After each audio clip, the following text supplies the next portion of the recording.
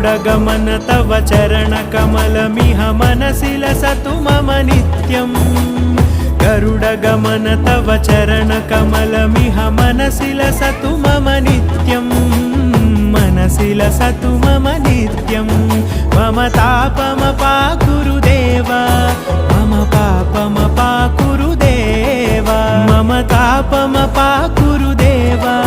मम पापमपाकुरु देव